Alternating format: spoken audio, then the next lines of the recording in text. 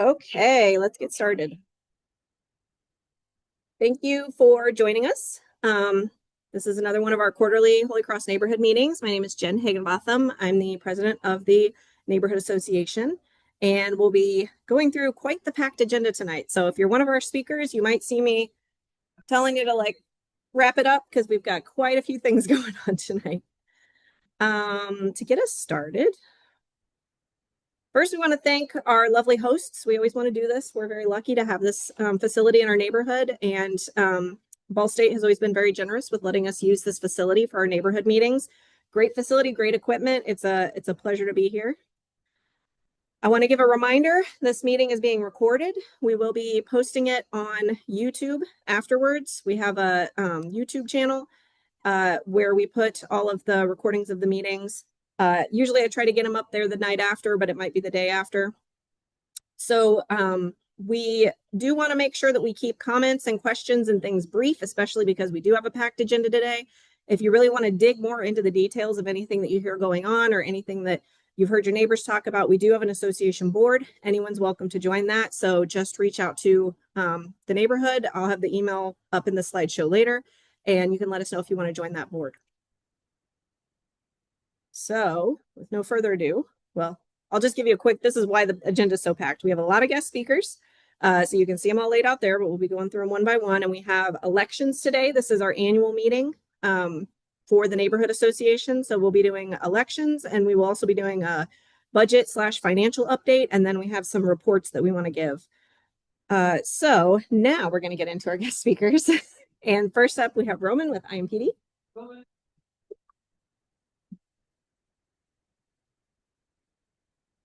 All right, I'll keep it brief because that's the instruction I was given. So, um, I'm Roman. If you guys don't know me, I'm a community resource officer with IMPD East District. Just means I'm here to solve your neighborhood problems.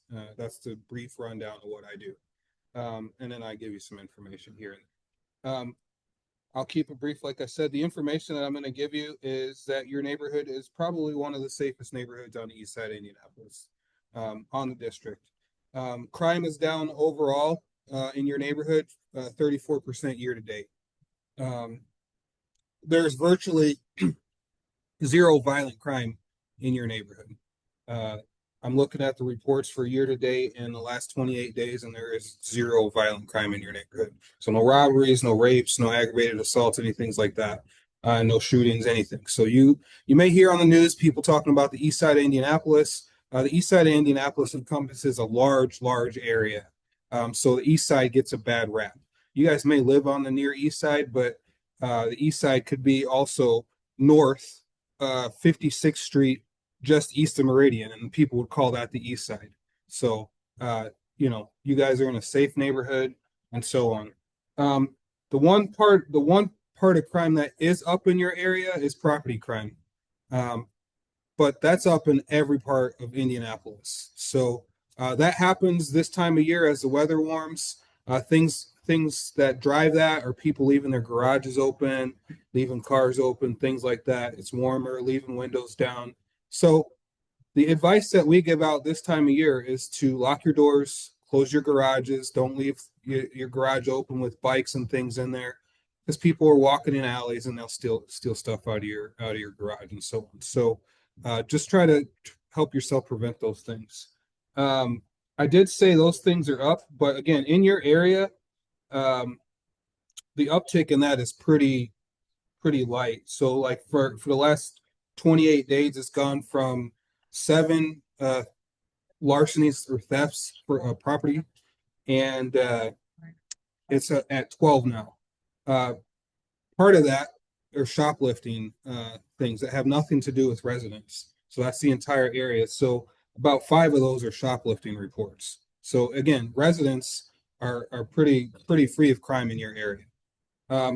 With that said, I haven't received any neighborhood complaints from you all in a long time, which is a good thing. It means everybody's pretty happy with what's going on in the neighborhood.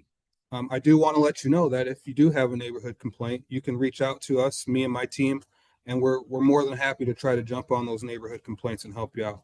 I will tell you that I am not a magician and I can't solve everyone's problems, but I do try to work my magic a little bit to try to get to the bottom of issues that maybe people can't have solved, and we are pretty creative at solving problems in neighborhoods. Um, you guys, a lot of you have known me for a long time. I've been in this position for going on 9 years now, so I work really hard to solve neighborhood problems. Couple announcements from the police department. We are doing cops on a rooftop tomorrow. That's occurring all over Indianapolis. So if you see cops on top of a Dunkin' Donuts, swing by and donate some money. That money is going to the Special Olympics of Indiana. So it's a good cause, so that we partner with Dunkin' and Special Olympics to raise money. Also, next month we have our task force meeting on the second Wednesday of the month, which is June 10th, I believe. June 10th at IMPD East District, 201 North Shaylin at 6 o'clock. That meeting is our monthly meeting where you get to come out and speak with us. This next month, our commander will be the speaker. So he's the person that is in charge of the entire district, essentially the chief of police for the east side of Indianapolis. So any questions that you have that I'm not allowed to answer, he can answer or instruct us to take care of the problem. Or any of his other officers, any of the 200 officers that serve you on the east side. That's pretty much all I got. I don't want to drag on and on. If anybody has any questions for me, feel free to ask.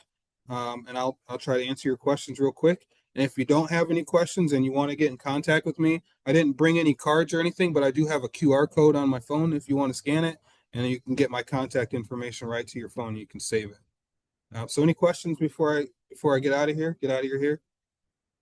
Anyone? All right, going once, twice. All right. All right. Anyone want my QR code so they can contact me if you need anything? Yeah. All right. I gotta find it here. Yes. Okay. Yeah. People in business start. City employee.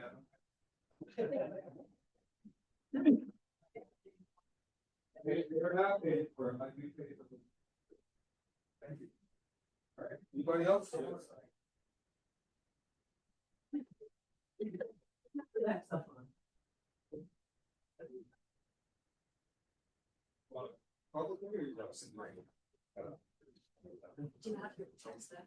right, I think while we're collecting the QR codes, I'll go ahead and move us along. Thank you so much.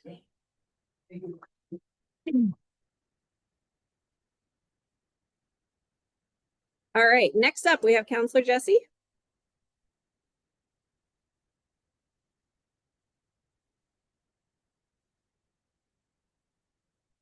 I'm going to adjust this because it's never the right height.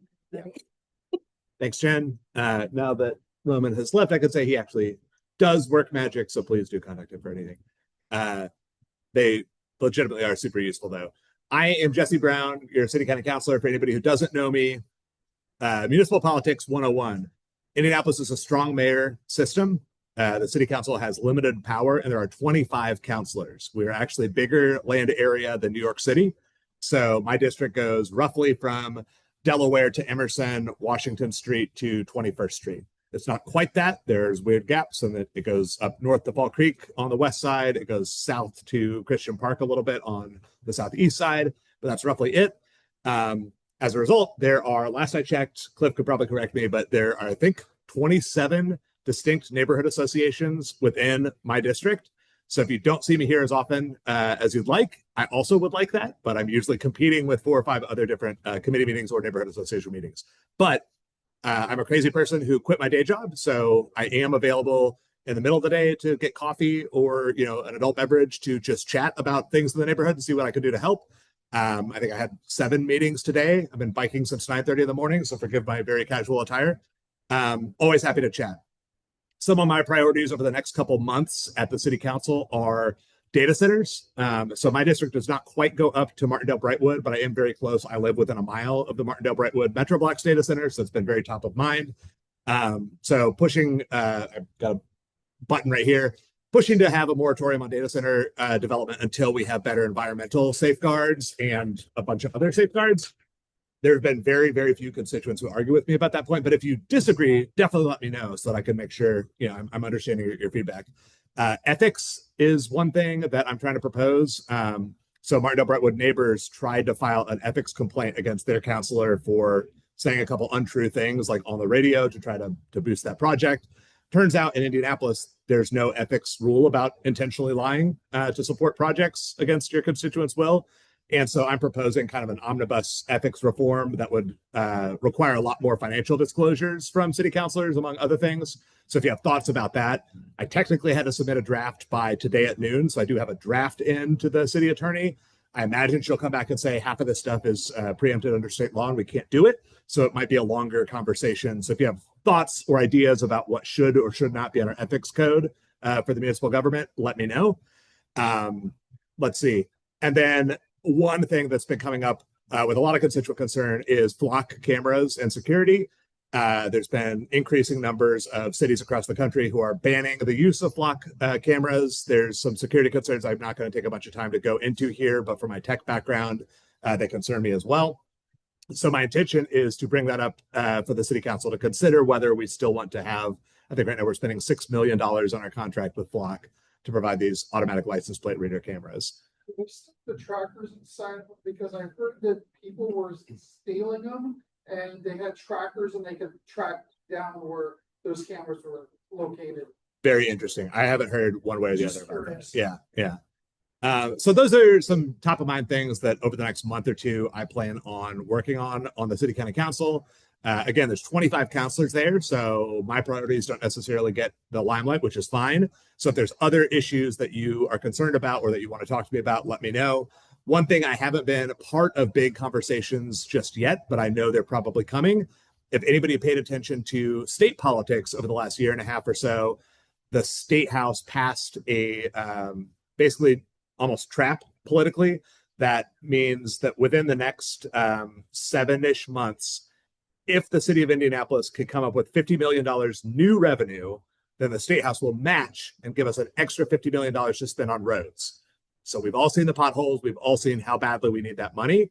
Quite frankly, $100 million is still not going to be enough to even stop it from getting worse year over year. But it's $100 million. So that's a lot of money.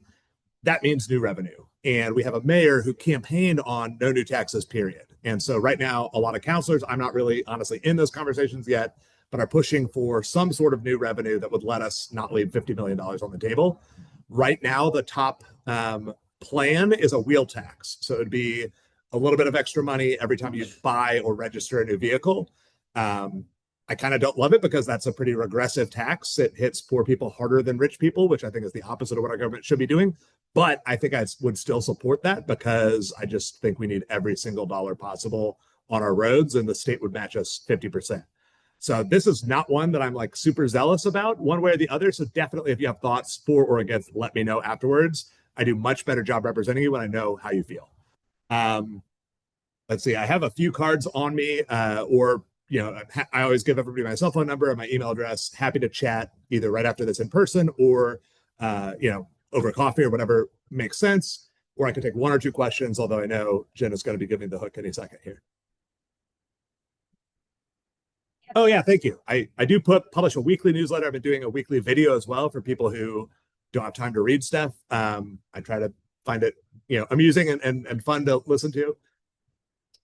He also puts out a council update for every council meeting that goes through what the bills are going to be that they're focusing on, what resolutions.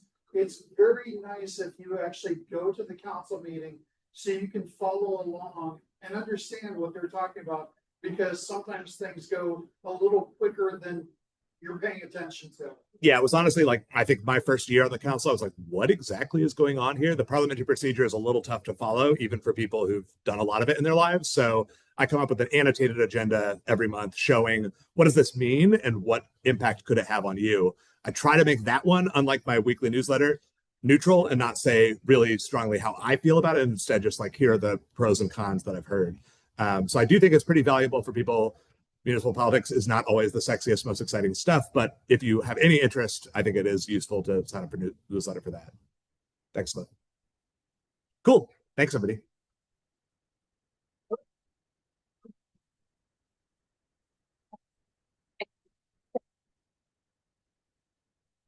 Comes to being tall.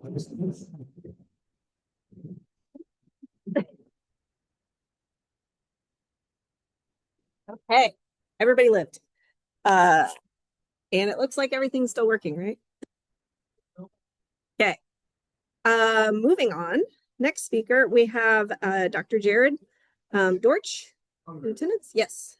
So he's going to talk to us about artwork for the signal boxes. So let me get that presentation pulled up.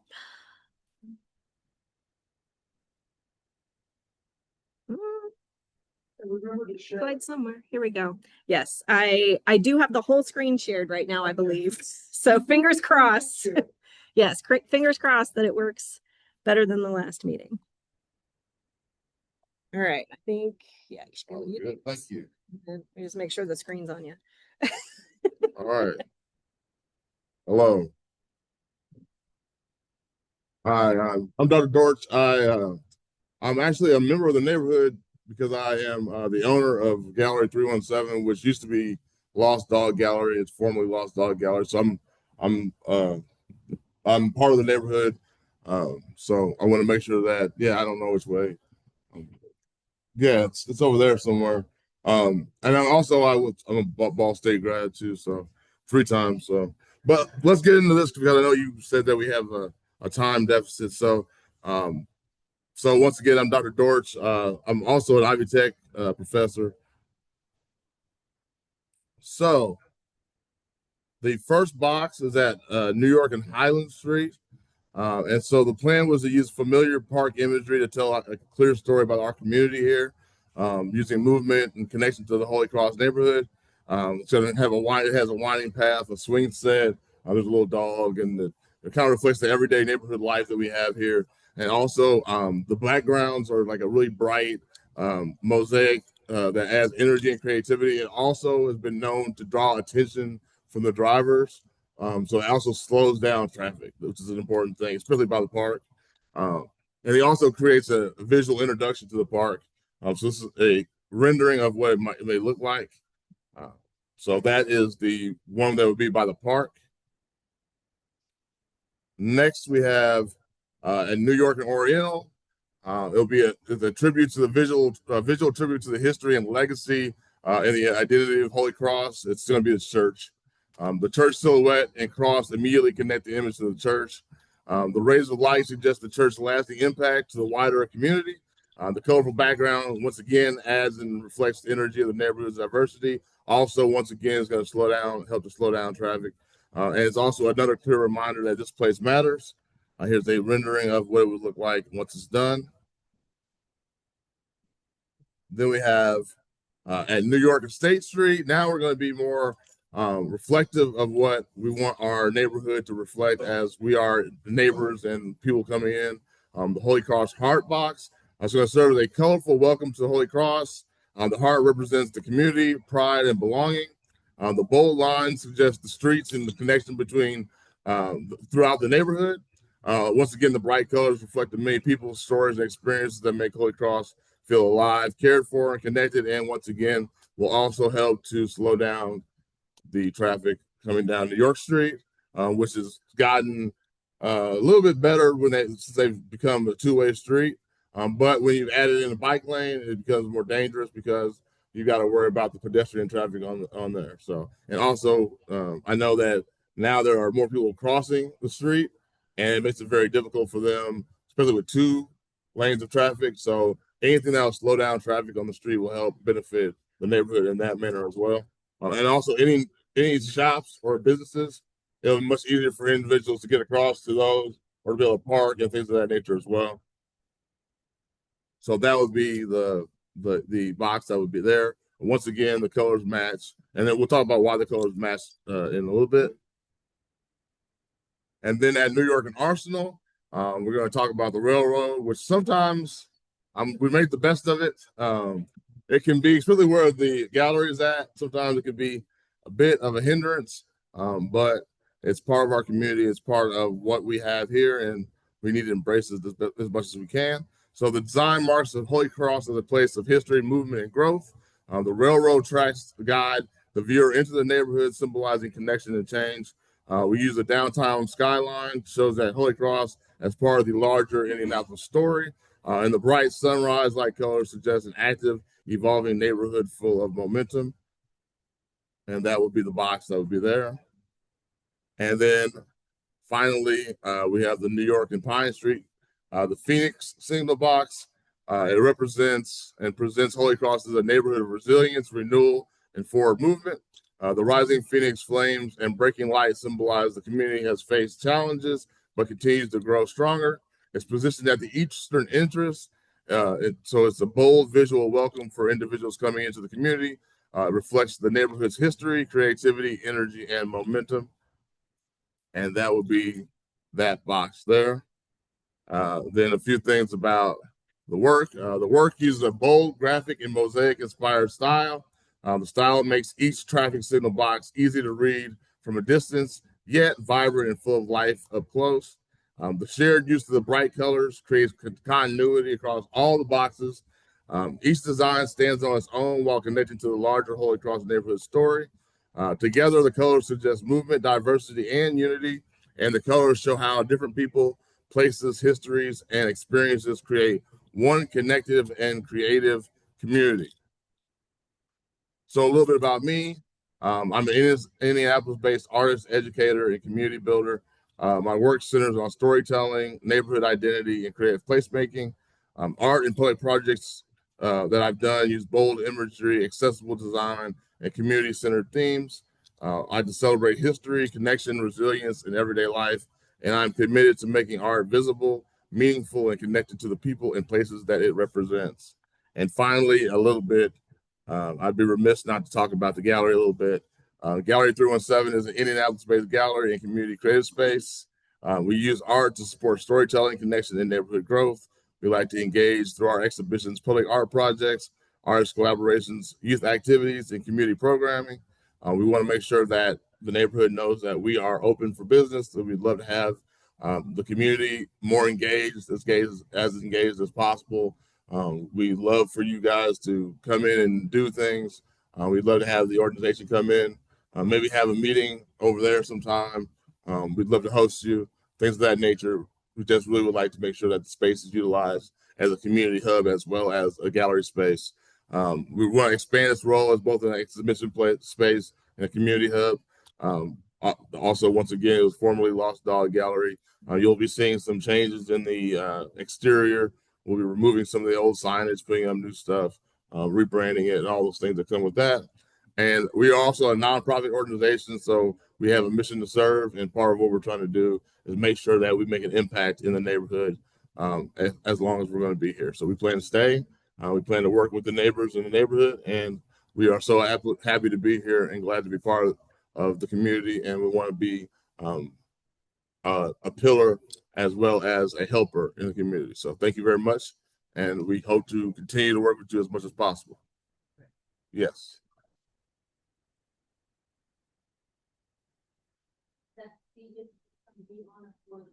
Yes. It's a stylized representation of a church. Yeah, there's not the exact church. No. No. Yes.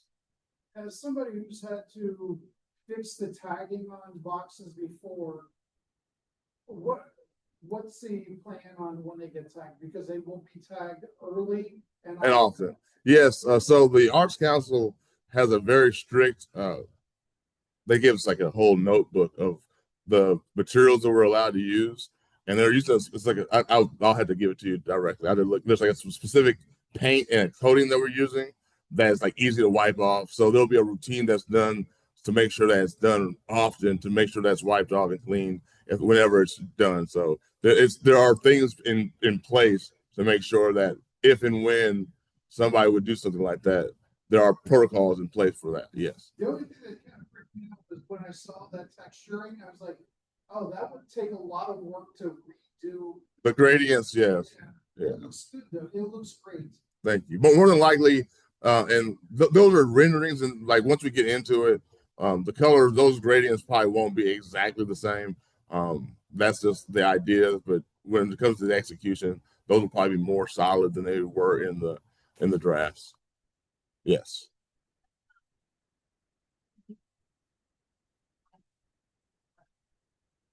So currently we're working through the Lost Dogs old website, and we also have social media presence. We also have an event actually this Saturday, but it's a ticketed event for us. We've been doing these singles events where we're working with a local organization that does like ticketed singles events where there's going to be 30 singles at an event. But we also are doing a wedding earlier in the day. But normally we'll have 2 to 3 either solo artist events or group artist events during the course of the a month. So we really need to probably do a better job of confirming that information to the association so that it can be put on your website and things of that nature. So yeah, yeah. So that's it in our social media page. Instagram is like where we're at, but we need to do a better job of that stuff too. So those are the things that we're working through. So sorry about that. I know we have time constraints, but thank you so very much. Okay. Thank you so much. That's very exciting. Just get to my keyboard. Away. There we go. Okay, continuing on. Next speaker, we have Keith Thibodeau. Is that right? Yeah. And he's going to tell us about the East Side Games. So we do have a different thing for that. So let me pull it up real quick. Here we go. Good evening. I am Keith Thibodeau. I am the athletic director over the Paramount Schools of Excellence. I've worked on the Near East Side for 12 years now. Tommy Reddix, I know Holy Cross. He has a very good connection there. He is my boss, so I will try not to embarrass him while I go through the slideshow here. But the Eastside Games, the Eden Games website is up there. It's got a full schedule of events, most of which you do not need to register ahead of time. You just can show up as you are and participate. I'll kind of go through all of those, but just a little bit of background about me and kind of the Eastside Games. This is my 12th year. I taught at Paramount Brookside over there on Noland Avenue for 10 years. I'm now running all the athletics and extracurriculars for all of the Paramount schools. So Brookside, Inglewood, Cottage Home, Andrew J. Brown Academy. So I am on the Near East Side pretty frequently throughout the day, throughout the month, throughout the year. And I love it. I born and raised in Indianapolis. I went to Bishop Chatard High School, so a little bit closer to the Broad Ripple area, but the Near East Side has quickly become my home, and I love being involved in community activities such as this. I've found it's a great way just to socialize, to meet people, but really it does kind of strengthen those bonds. You find a really easy connection with all of the people that whether you worship with or live near or kind of just that community aspect. So I really love being a part of that. I think space bar there. Is it not the space bar? Might have to click. Okay. I'm not a tech guy. Sorry. I taught Jim. Not a technical wizard over here. Sorry, Tommy. Did I go too many? Oh no, just the one. I think if you hit the Up and down. Sweet. Strategy. So neighborhoods compete against one another throughout the week. It's kind of like a decathlon type event that spans the course of 8 days, and coordinated efforts from neighborhoods. Those neighborhoods tend to do better at the end of the week when we're totaling up medal points. Last year, Springdale, they showed up in huge force. They were a neighborhood that was kind of on the fringe for a significant number of years, but just I think through their neighborhood association, through meetings such as this, they were able to kind of strategize, make sure they had somebody present at every event, and they won the whole thing. So, and it doesn't take a lot. I mean, you talk about putting 2 or 3 people in each event.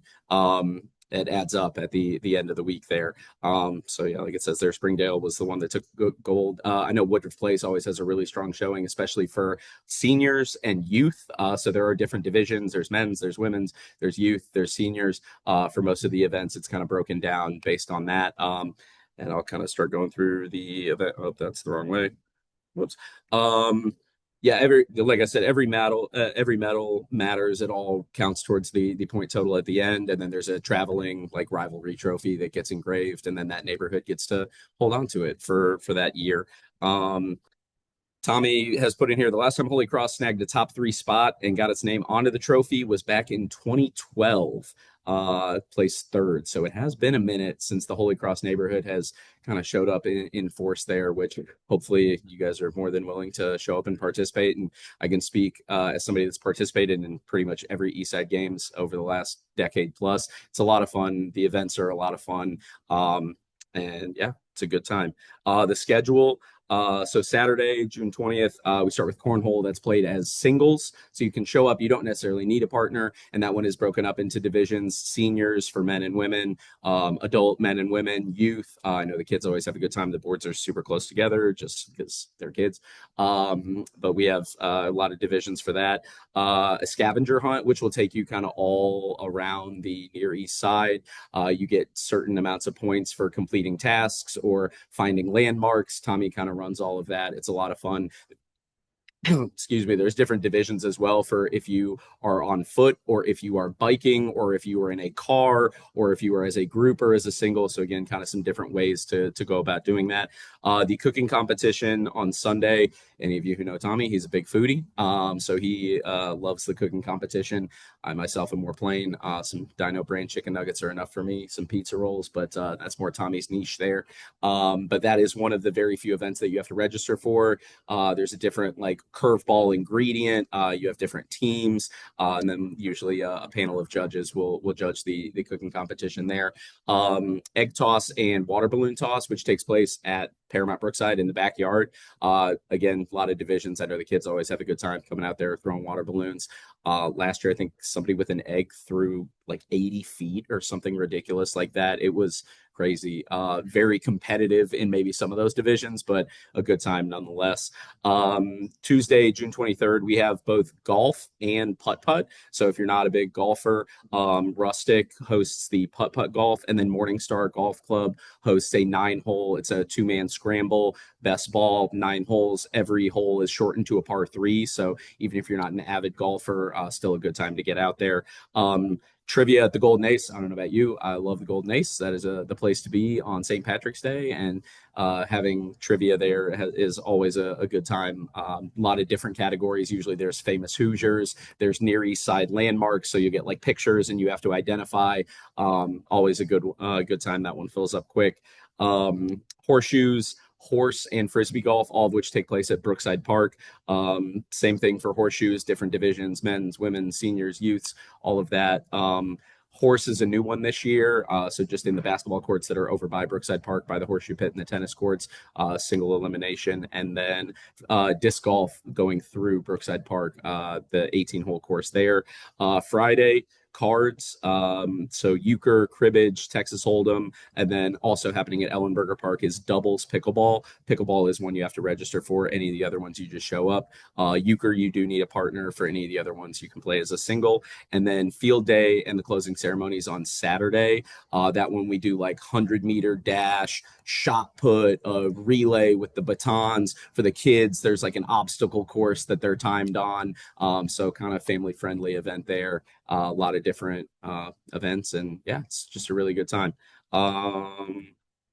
Oops, that's the wrong way again. Sorry. The web again, not a tech guy. The website is right there. I have business cards with my email and phone number. If you ever have any questions, I'm at pretty much all of the Eastside Games. Don't want to brag. Brought home quite a few medals in my day. I think I might be the Michael Phelps of the Eastside Games for my voluntary participation there. But genuinely, it's a really good time. And even if, like myself, you find yourself past your athletic prime, there are a lot of fun, not super demanding athletic events or like cards or trivia, stuff like that. But yeah, really good time. So if anybody wants to visit the website, it's right there. Or if you want one of my cards, happy to answer any additional questions you might have. Any questions? So on the like Monday through Friday, they are after 5 o'clock. So obviously people that can work still obviously have time to do that. I think the Saturday, like cornhole starts, I think at like 10 a.m. The cooking competition starts a little bit like early evening. And then the last Saturday field day, we usually start at like 9, 10 a.m. takes a couple hours, an hour or two to get through kind of all the events there. But all of the other events start after 5 p.m., usually around 5:30 or 6 o'clock. So obviously accommodate people who are very busy working, not on that education schedule where we are closing in on summer break so close. Yeah. Any questions? Sweet. Thank you guys for your time. I appreciate it.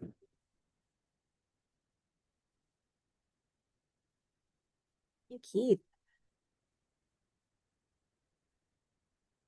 We can bring our slides back up. There we go. Okay.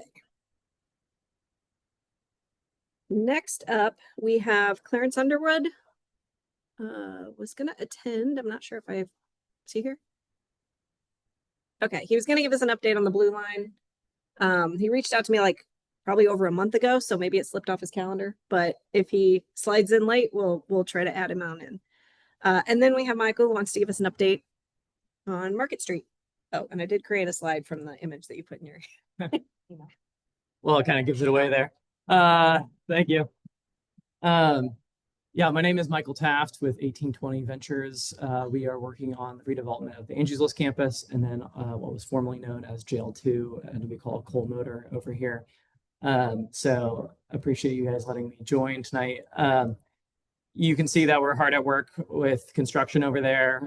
We are about 60% complete with total construction, and things are generally going well, which we're thankful for in spite of geopolitical chaos in different ways every couple months. And the north building is largely complete. We will have our first residents moving in July, which is really exciting. We have 68 units in that north building. They will technically be Cole Noble residents, but we might invite them over here just for fun. And the south building will be done by the end of the year. So the main thing that I'm here for tonight is we have a road closure. With previous Market Street work, we worked with DPW on that, and it ended up being, I think it was maybe intended to be 9 months, and it turned into 18 plus, and was unpleasant for everybody involved. So this time, we're doing private reconstruction of the street just between our buildings, and that will be 3 weeks rather than 18 months. And so that will be May 21st through June 10th, and hopefully not a day longer. We'll be doing a lot of work during that. We have a big steel front porch that goes in the north building on Market Street. We're reconstructing sidewalks that will be much nicer with landscaping, that sort of thing, on both sides of the street, repaving all the asphalt lanes, adding about 24 public parallel parking spaces on the streets, and also the big pedestrian bridge over Market Street. Will be taking that metal paneling off and prepping it for storefront glass, along with a few other kind of facade updates that are a little bit too dangerous to do with traffic going through. So we have all that going on, and we do just need 3 weeks of inconvenience from you guys. I do think with where the Blue Line is at, it's relatively easy to, Davidson will be open, so you'll be able to go west on Market, turn left on the Davidson onto Washington and get around us. Likewise, eastbound on Market, you can go up to Ohio and kind of back up to New York. But we still apologize. Then in addition to that, we will have residential units available in July. So tell your friends. We have both market rate and affordable units. We'll have, I believe, 12 units. That will be about 30% AMI, which is usually $300 to $400 a month. And are really kind of needed deep affordable units in Indianapolis, as well as market rate. And then we also have retail spaces. So we have about a total of 30,000 square feet of commercial space. A couple of those spaces are leased or close to lease already. We're looking for kind of neighborhood businesses that will be amenities to you guys. No food and beverage yet, but I'm like really fighting hard for some good kind of restaurant destinations. You might guess that like currently economically it's pretty hard to go start a business, and especially a restaurant right now. But we're talking to every kind of proven operator in town and convincing them that this is the right place to be. And then finally, we have about $120,000 earmarked for public art on Market Street. So we're working with the Arts Council on that, and I've identified the most likely candidate as the interstate underpass. Those north split underpasses were really designed for public art. They're these big blank white canvases. And I think that nobody's successfully at least permitted and gotten through that process. As far as I know, the Arts Council does. So we will be going through, well, we're in the artist selection process early on. And then most likely kind of working with them, we'll do some amount of neighborhood engagement or like kind of a poll to see what sort of thing you guys want to see. But then primarily rely on a lot of their kind of artistic vision. Then submit that to the Federal Highway Administration for a 4-month review, in which there will be no controversial or conceivably controversial elements, I think is the wording, or something along those lines. No advertising of any kind of brands or slogans, or and then nothing that could be, no bright colors that could be misconstrued as traffic signals or symbols. So there's all kinds of a jumble of highway requirements, but we're supposed to submit that final artwork to the feds, and hopefully they'd approve it. And that install would be this fall, the soonest, and spring, probably at the latest. Yeah, and then I'll be available. I won't take more time, but I'm happy to ask or answer more questions about our development after the meeting. Thank you all.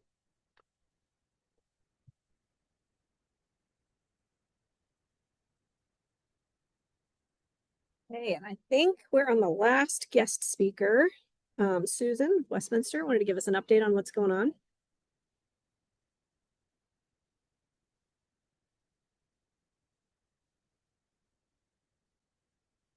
Though no, I will be brief. So Susan from Westminster Neighborhood Services. We're at the corner of New York and Keystone. We operate a food pantry 3 days a week. Mondays and Thursdays from 9 to noon, Tuesday evenings from 6 to 7 p.m. We're also doing some pop-up pantries this summer. We do them all on the Near East Side. We're doing 5 this summer. There's flyers over there on that table. The first one is on May 30th.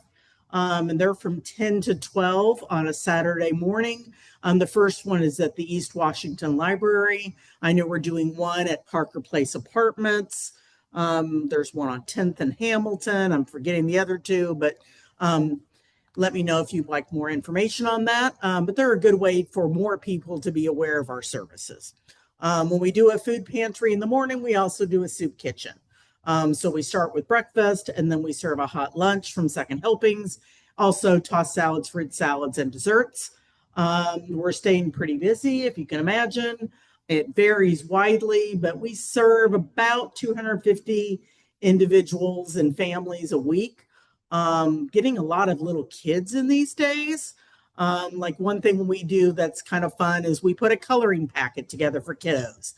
Copy of some coloring pages off Canva, put in crayons in a big gallon Ziploc bag, and hand them out to kids while they're in the pantry. So it gives them something to do and maybe normalizes the experience for them. We call our pantry a store. We don't even call it a pantry. Think mini Aldi. You can't get everything you need. You can get most of what you need, and you bag it and box it up yourselves. I encourage you, if you're at the least bit curious, come volunteer. I'm the volunteer manager. It's really easy to volunteer. We work with Civic Chance, with the software. There's postcards over there with the QR code. Scan the QR code, sign up to volunteer. You're going to get to really know us if you volunteer. We have a zillion shifts, so many. You can stock the pantry, you can clean, you can cook, you can be a guided shopper is the most frequent one, where you guide somebody through the store and help them pick out their items and keep track of their points. Right now, we're gearing up for summer school. We still have some slots available. We have 10 slots total in 3rd, 4th, 5th, and 6th grade. Those are the slots that we're working with. We're working with learning labs. They get tutoring in the morning, do fun stuff in the afternoon. In June and July. We also host Youth Works, which is a mission group of youth that come through, and we do that on our pantry days on Mondays and Thursdays. Back to school day, we give out about, 300 to 400 backpacks full of school supplies. It's the same day as your wine and cheese festival. I'll come later and drink wine. thank you for inviting us to have a table at that event. If it was any other day, I would be there and I would have a table, but we're exhausted. Our event goes from 10 to 2. So you can imagine we're there earlier in the week. We need volunteers to help set that up. This year we're pre-packing the backpacks, so it's going to be a little more efficient. We're going to try, I know Jesse was there last year. We're going to try to do everything in the building because last year it was really, really hot, as you guys probably remember. Really hot, crazy day. And we're going to try to get we're getting the Citizens Gas water truck to provide water for our residents, whether waiting, but we're hoping to do everything in the building, not have people wait on the sidewalk in the heat. Not a great idea. Let's see what else. Already think about Christmas. We do a lot of Christmas stuff in December. The second Saturday in December, adopt a kid, show up that day and pass out food and hygiene items and kid toys. And it's just a lot of fun and just like warms your heart at that Christmas season. I'm sure I'm forgetting something. Oh, one other pantry we do once a month, we serve seniors from Marion County. So if you know anybody over the age of 55, we serve them on the third Wednesday of the month, same morning hours, 9 to noon. Otherwise, people have to live on the Near East Side to come to the pantry. They can come to the soup kitchen. Anybody can come to the soup kitchen and eat. But to shop in the pantry, you need to be a Near East Side resident, proof with a piece of mail or a driver's license. So we do that. And that's about it. We're just there serving the community. And a weird fact, we are a staff of women. I don't know, just kind of a fun fact. And I've won the euchre tournament twice at the Eden Games, by the way, with my friend Amanda Bowling from the Inglewood neighborhood. So we won it one year. We took a year off. We came back again and we won it again. I think that was 2 years ago. So I'm going to try to play again this year. But it really is a lot of fun. Where's the euchre tournament this year? Do you know? It's at Matt's place? I think it's at the Vault. Yes. At the Vault at Trajectory on New York Street. Very convenient. We'll be back to defend Okay. that was wrongfully stolen from us last year. Okay. So maybe I might be playing with you. Okay. Any questions? Thank you.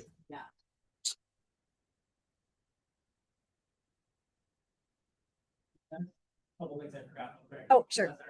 We'll come up here because it's Most importantly, I guess I got 5th place in the 200 meter dash, I think, 12 years ago for Englewood. But in terms of retail updates, because that's what we're here for, I just 2 quick notes on campus here. 3 Dolls, which is really great bakery if you haven't been, and they've really suffered from the blue line, obviously, in the front door.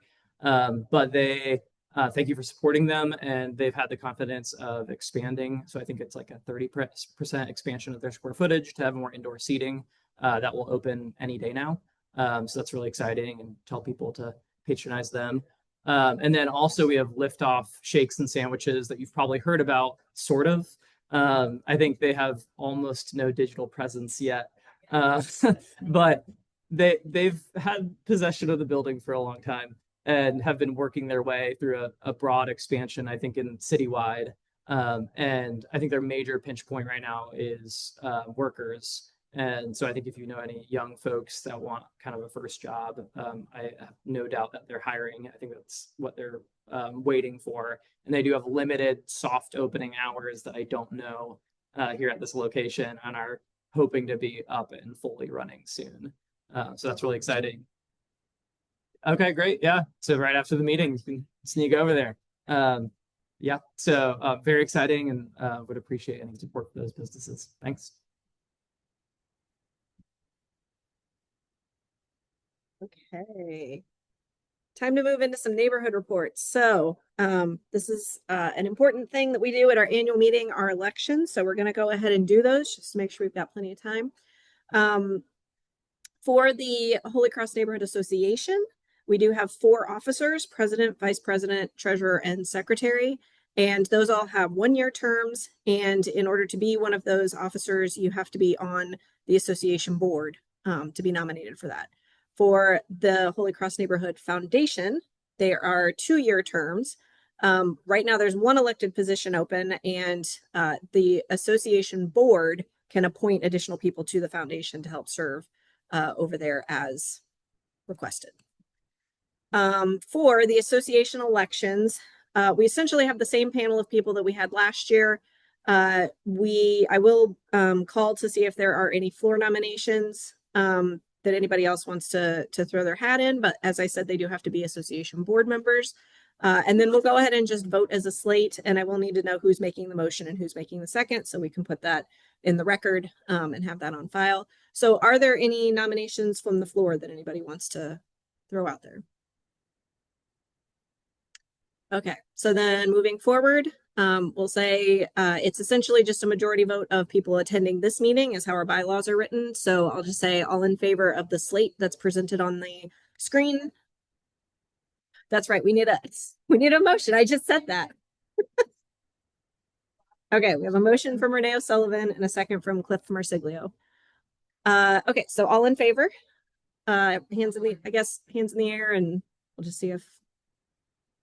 And then we'll say any opposed. Okay, I think that passes. So moving on to the foundation elections. We have one elected position that's up for re-election, and that's the seat that Renee O'Sullivan had. So once again, we'll need a motion and a second, but we can also, so for floor nominations, who can that come from? Is that just anybody? Okay, so if anybody would like to self-nominate or nominate someone else for that elected position, this is the time. So do we have any nominations for that elected position? Okay, I'm not seeing any. That does have 2 elected positions, and then it just has to have at least a board of 6, right? As per their bylaws. So we'll move forward with Renee as the nomination for that elected position. I need a motion and a second. Motion. Okay, we got Cliff, and then who was it? Was that Kylie? So Kylie got a second. All in favor? Okay, any opposed? Okay, election's out of the way. We're good. Passes. So now we're going to move on to the annual financial report for the association. I want to give you a quick update from 2025. So in 2025, we did have a total amount of $1,910.83 that were donated to the association. A lot of those came from just the QR code donations. There were a couple of other kind of donations from neighbors, but we did have one neighbor who gave $1,000. So that's not a typical number for a year for us to receive in donations for the association. So I wanted to note that we did have a neighbor who just generously wanted to put some more money into the association. In expenses, we spent around $320 in 2025. We did not have to pay for the state entity report filing because that's every 2 years. We did pay for our Zoom account at about $160 a year, our website hosting about $36. We did purchase some lights. So the neighborhood now owns a few rechargeable lights that we can use when we're doing like mows if it starts to get dark, or if we're doing the chili cook-off. So we've got some lights that we can use for some of those events that are happening in those later hours. And we did do a reimbursement to a neighbor who had purchased some of the like paper products for the chili cook-off. So like plates and things like that. So we did a reimbursement there. So that's where we're at with our expenses and revenues from 2025. We are starting 2026 with a balance of about $7,800. There are a few numbers here in yellow. The reason that these are in yellow is because we have been discussing a project to try to have some electrical access installed on the Sturm Esplanade. We do several events over there, and it would be great to be able to hook up power to that. The monthly cost on an electrical bill after installation is likely to be less than $20 a month. It might not even be $10 a month. But we did get some quotes. So Randy has been talking to AES and electrician to get some quotes about installation. This is not for sure number yet as far as something that we're going to spend, because I just found this out like 2 days ago, and the association board has to vote before we can actually like use that money. But in the interest of this being the annual meeting and sharing the financial report, I wanted to give everybody a heads up that to our knowledge today, we know that we'll be spending money on the state entity report, the Zoom account for our annual membership, our annual fee for the website hosting, and I put a miscellaneous of, maybe up to $200, something like that. That's generally what we'll spend on some reimbursements for, like the chili cook-off. We'll probably do that again. But there could be an additional $2,500 that we might spend out of that balance to allow for us to have some electrical for the different things that we do over on the Esplanade. So that's your heads up on the financial report. Do we have any questions?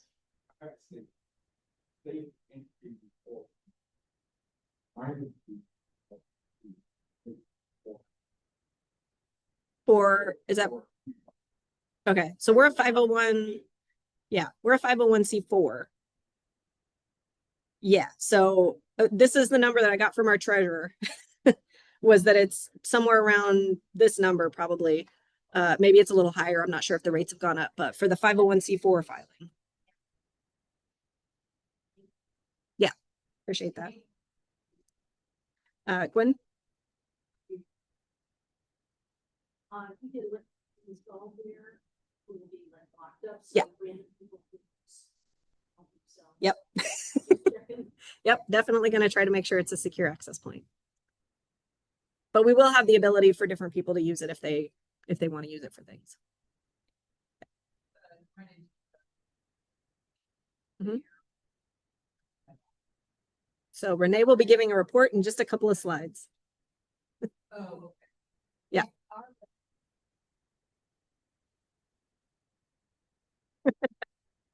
Yeah, this is just for the association for the C4. Yep.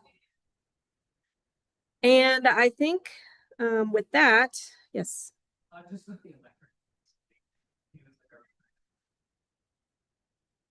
Yeah. Yeah, we're not sure if it'll be in there for this year, but we're trying to figure out what that looks like. So yeah.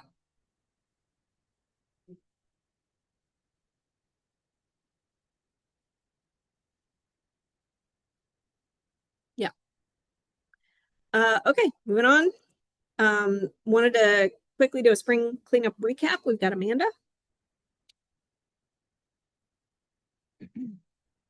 As I keep saying, we're putting ourselves out of business as far as neighborhood cleanups go. We have less and less to do every year, and it seems like we have more and more support.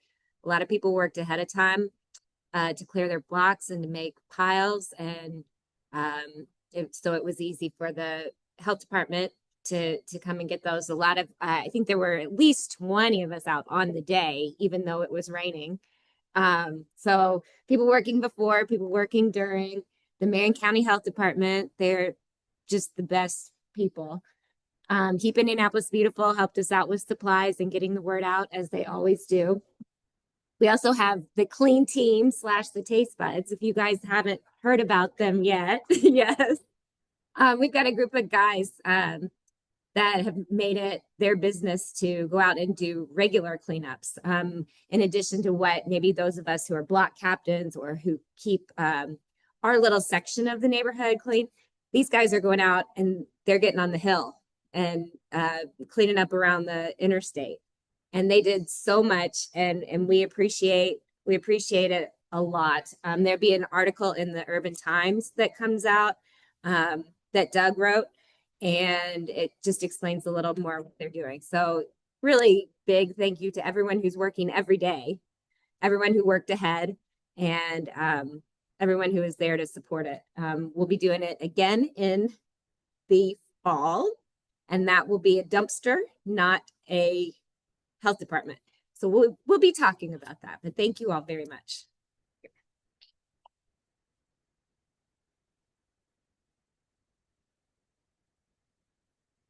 Next, we have our foundation report.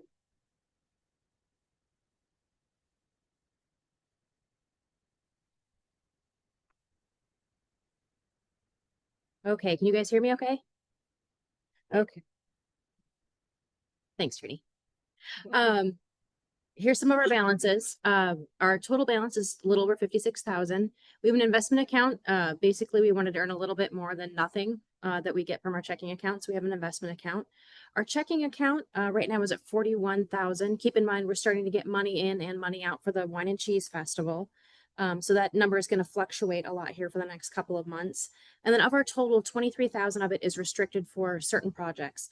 Signal box repainting, as you heard Dr. Dortch talking about. We're going to start New York Street here this year. So we had a little bit set aside from before for that. The Gateway Sign project, which is going to transition more into pole signs throughout the neighborhood and strategic places. Park sculpture maintenance, we have to keep, I think, 10% of the value of the sculpture set aside for maintenance. And then obviously a seed fund for the Wine and Cheese Festival. How can we give back to the neighborhood financially? If you have a Kroger card and you don't already have it signed up with an entity, you can have your Kroger card give money towards the neighborhood. I think we made like $35 last quarter, every little bit, right? Neighborhood signs, we've got them over here. If you don't have one yet, Cliff bought one today. He wanted Amy to buy it, but she wasn't here yet, so Cliff bought it. So you can get a neighborhood sign today if you want. We also have a merch store, and the merch changes out. So if you would like a Holy Cross t-shirt, or Tim, hold up my super sweet hoodie. I have a Holy Cross hoodie with the Holy Cross logo on the front, so that we change it out. So you can get merch. That's right. That's right. And then obviously supporting the Wine and Cheese Festival is another way you can support the neighborhood. If you have a project you would like to get funds for or help with, such as the clean team reached out to us. If you guys saw those super sweet vests in those pictures, they reached out to us, and we have neighborhood branded safety vests now, and cones. So when they're working, they can have a little bit of a barrier. So if you have a project that you have an idea where that can benefit the neighborhood, it's on the website. So complete the form and we'll reach out to you with questions, and then we will we vote on any requests at the next regular meeting. Jen?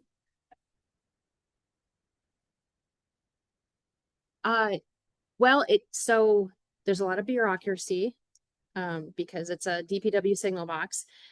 Susan is heading up this project. It's been months and months in works. We have to work with the Arts Council and the city, and Dr. Dortch for the designs. And then we actually have to have the adjacent neighbors sign letters that they acknowledge, that they understand that it's being painted on, that there's nothing they have to do. And there were a couple of neighbors that were hard to get a hold of. But we think here, third quarter of this year, I think, is when it's going to happen for New York Street. For the signal boxes. So again, if you have an idea for a project, go on the neighborhood website, fill out this form, let us know, and we will see what we can do.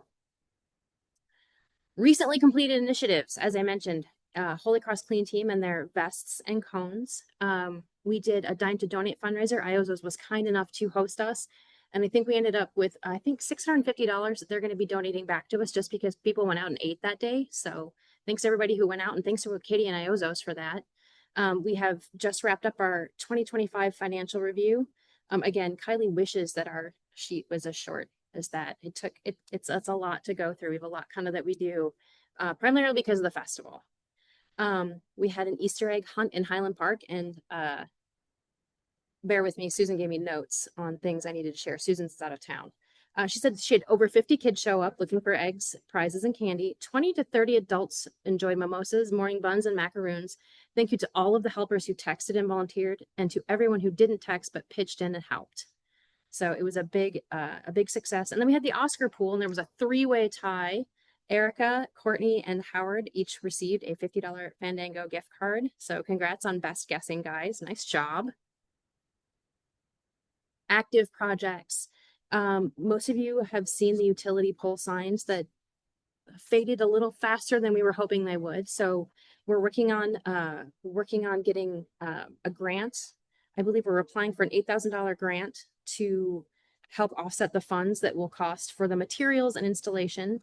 And again, we want to put those in strategic places, so they might not all be in the same spot they're in now. We're going to try to highlight the neighborhood, and we'll have more and more at the edges than necessarily in the middle, but still some in the middle. So if we do not get this grant, we'll go ahead and proceed with foundation funds. And then the goal is fall of 2026 for that project. Signal box replacement. Art in the Park. Susan started Art in the Park. It is ages 2 to 16, 10 a.m. the first Saturday of every month, May through October. She said everyone who showed up had a good time at the May 2nd one, and they had several teen volunteers helping younger participants. And then obviously we've got our merch available for all the time. There's a QR code over here if you want to check out the website, and there's also a link to it on the neighborhood website. What do we have in the pipeline? East Side Games. Susan really wants to get our name back on that trophy. So she said, if you're interested in helping to rally neighbors, to text her. If you don't have Susan's information, you can reach out to info at Indy Holy Cross, and then we'll get your information over to Susan. But we want to see if we can get a lot of people to come out. The fall chili cook-off will be again, there'll be a calendar that'll come up later with that date. Holiday party. How many people were at the holiday party this last year? Raise a hands. So that kind of event doesn't just do itself, and we need some folks who are going to be interested in participating on a planning committee to do that. So if you're interested in participating in the holiday party planning committee, let Susan know, so we can see what we can do for that. We've had several people reach out about a Friends of Highland Park. Some of the other parks have Friends of groups, and with our needs assessment that we did recently, there was a lot of focus on the park. So there's some folks who want to start a Friends of Highland Park initiative here in Holy Cross. So if you're interested in finding out more about that, text Susan, and we'll see what we can do to get something going. Let me see what else I have here. Oh, speaking of Holy Cross merch, by the way, if you're going to participate in the East Side Games, you should be branded. So you're going to want to buy some of that Holy Cross merch so you can be properly branded. And I think it takes a couple of weeks for things to come in. What else do we have? Oh, as far as Highland Park goes too, the benches that were donated that are around the playground, they need to stay on the mulch so the city can mow, so we don't have them removed because technically the city didn't approve them. So if you see them in the grass and you're capable of moving back to the mulch, if you could do that, and also just don't move them off the mulch to the grass so that we don't end up having them removed. Thank the bench. Yes, yes, we do appreciate the bench.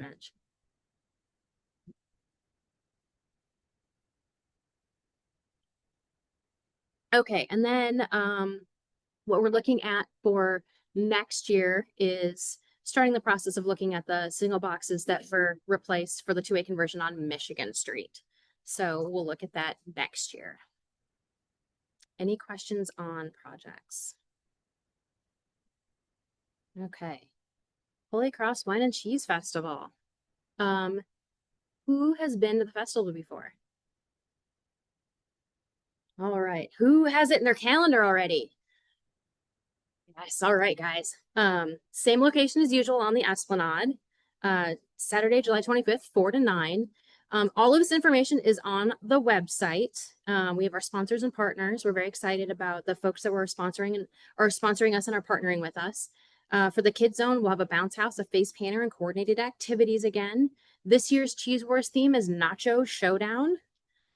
Jan's Somm experience this year, the theme is Bubbles and Bites. We'll have Sinclair DJing, Baiting the Bayonets, and Dysfunction Brass back. We have right now, I think 25 or so vendors and food trucks. So we're about 2/3 at capacity for what we can handle this year. So that'll keep getting updated. Presale tickets will be late May, and this year we are planning on doing discounts on the experiences as well. So for example, the Somm experience will be 45 ahead and 50 at the door.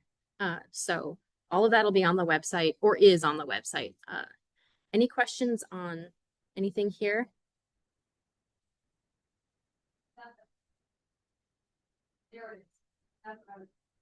What's that? Oh, yes. What can we do as neighbors? If you're not already following it on socials and telling all your friends to come, please do that. The more people that come and enjoy the festival, the more we're able to make it a successful fundraiser. Also, if you're able to sponsor, please, if you're able to sponsor, do that, or connect us with sponsors or silent auction donors. And then also sign up to volunteer. We have about 100 volunteer slots that we have to fill to make this event happen. So bring a friend, volunteer with your friend. You get tickets for either a cheese box or 2 drinks, whatever, however you want to spend your tickets. I'm not going to tell you how to spend your tickets, but you can get a drink and hang out. Please go ahead. Yes, there is. Yes, I have some of these flyers. If you know a business that you think that they might be interested, I have some of these flyers, and you can grab a couple and take them with you. And then also we have volunteer flyers. So if you know a group that might be a good fit for volunteer, we've got some flyers. So you've got talking points. You're not just standing up in front of people talking. You've got something you can kind of use to talk from. Like I already said, our 2 biggest needs are financial support and volunteers. This festival takes $35,000 to put on. That doesn't mean we're making any money. That means we're breaking even at $35,000. And again, 100 volunteers at 2-hour shifts. So we're looking for people outside of the neighborhood as well. Organizations, if you know a youth organization or a church or just a group that loves to volunteer, if you've got a group of friends that likes to hang out, we're looking for people outside of our neighborhood so that we can also enjoy the festival. So let us know if you know of a group. Grab some of these flyers if you want and see if you can help us get some volunteers. Any questions on the Wine and Cheese Festival? Okay, thanks guys.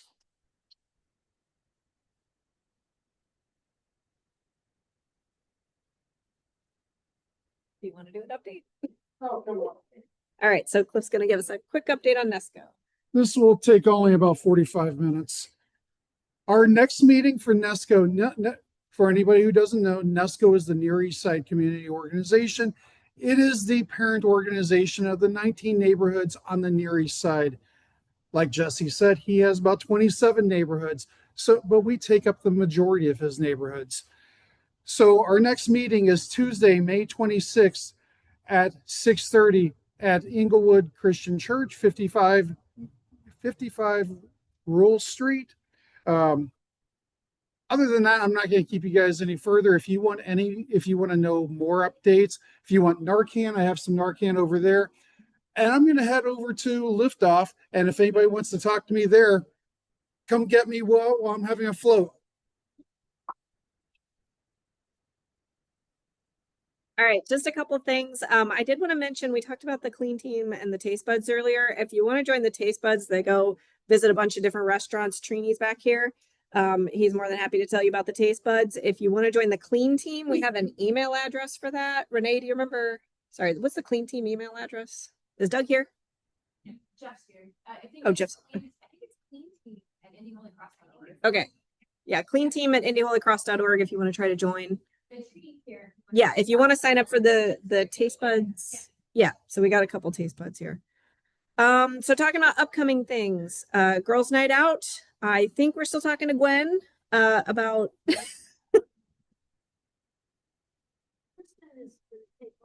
okay. Which, been very pregnant and now she's got baby and I'm not sure why she should do this at this particular time. But she did. Yeah. All excited. So I don't know what to say. Well, so I don't think we have anything on the calendar right now, but it's not going away. It's just it's maybe in a slight hiatus. I heard 317 Gallery might want to host us. Book club. Talk to Susan if you want to be added to the book club contact list. She's not here tonight, but we can get you in contact with her. And then I'm not going to go through these. This is just our list of upcoming events.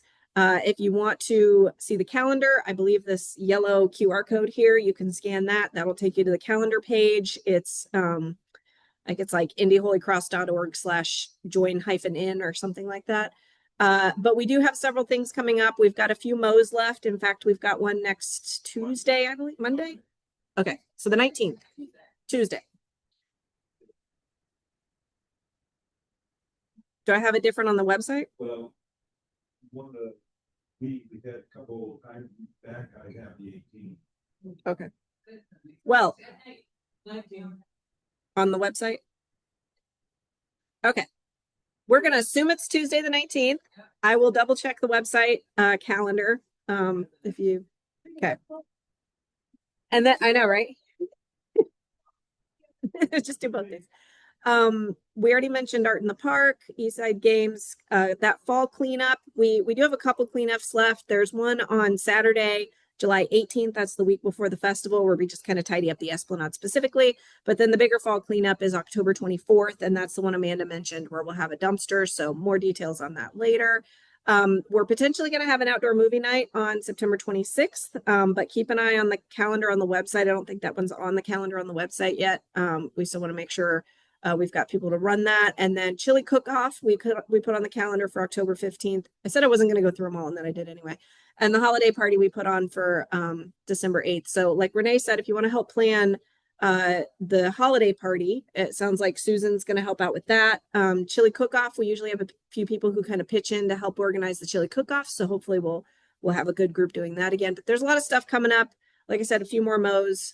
Join us next Tuesday on May 19th at 6 p.m. on the Esplanade, picnic style. If there is that grill there, if you want to use it, anyone's welcome to bring some charcoal and make use of it. But bring your own food, bring your coolers, bring your drinks, and have a good time. How to stay connected. As I mentioned, we've got that calendar. Like I said, indyholycross.org/join-in. If there's something going on in the neighborhood, you want to try to add it to the calendar, just email me at info@indyholycross.org. We can try to get that on the calendar. Urban Times, Amanda sends articles in for that. So if you've got any ideas for articles, let Amanda know. She takes care of that. She also does our social media. And support the neighborhood. As always, we just put up the QR code for our voluntary annual dues, $20 per household per year. So if you're kind of sitting out there going like, well, we only have 4 meetings a year and it feels like it's been a while since I paid, there's your QR code. More than happy to have that. That is for the 501c4. So that's not tax deductible, but it does go to the association for like the Zoom account, as I mentioned before, cleanup supplies, things like that. Upcoming meetings, we do have a few boards here. So we've got our association board. That's where I mentioned at the beginning of the meeting, if you want to get in the nitty gritty and have those meetings where we talk about more things, those meet the months prior to our quarterly meeting that we're having today. So we just meet in the months before. Our next one will be on July 14th. Those are on Zoom. You can email info@indyholycross.org if you want to join the association board. Foundation meetings, those are in person. And so if you are wanting to get more involved with the foundation, you can talk to Renee after the meeting. That next meeting is May 27th. And then the next meeting of this group, the member meetings, will be on August 20th. We do meet quarterly, but it'll be here again, 6:30 for social time, 7 o'clock the meeting starts. And thank you, that's it. So I put up some of these QR codes that we showed before if you missed any and you want to grab any, but that's what we have today. So thank you all for coming. Very much appreciate it. I know I feel like we did really good on the time.